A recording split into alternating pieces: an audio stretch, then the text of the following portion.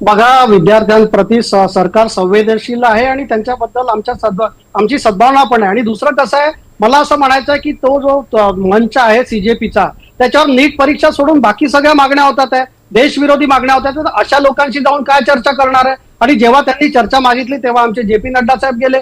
कसं आहे, नुसतं तिथे एक नॅरेटिव्ह चालवायचं, एक टूल किट गँगच्या थ्रू एक नॅरेटिव्ह चालवायचं आणि देशात अस्थिरता निर्माण करायची. जेव्हा संसद चालू आहे तेव्हा काँग्रेस पार्टी रस्त्यावर उतरते आणि मग राहुल गांधी बाहेर येऊन बोलतात की आम्हाला संसदेत बोलू दिलं नाही. कसं आहे, यांचं दुटप्पी धोरण सगळ्यांसमोर आहे.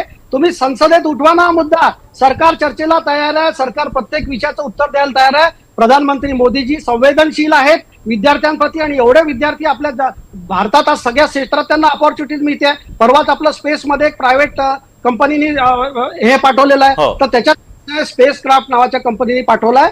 28 वर्षांचे सगळे युवक आहेत ना. स्टार्टअप इंडिया होतोय, प्रत्येक क्षेत्रात युवकांना अपॉर्च्युनिटी आहे. इतक्या शिक्षणात नवीन धोरण आणले. तुम्ही चर्चा कशावरती अरे पाटील, तुम्ही आता थांबा ना. अरे तुम्हाला वेळ खूप कमी आहे समीरजी. समारोप असा करतो, सरकार जे आंदोलन आहे, जर शांततापूर्ण कोणी चर्चा करायला येत असेल तयार आहे. संसदेत असो, रस्त्यावर असो, कुठे असो, आम्ही चर्चा करायला तयार आहे. पण हिंसा करून, ब्लॅकमेल करून हे सरकार दबणार नाहीये.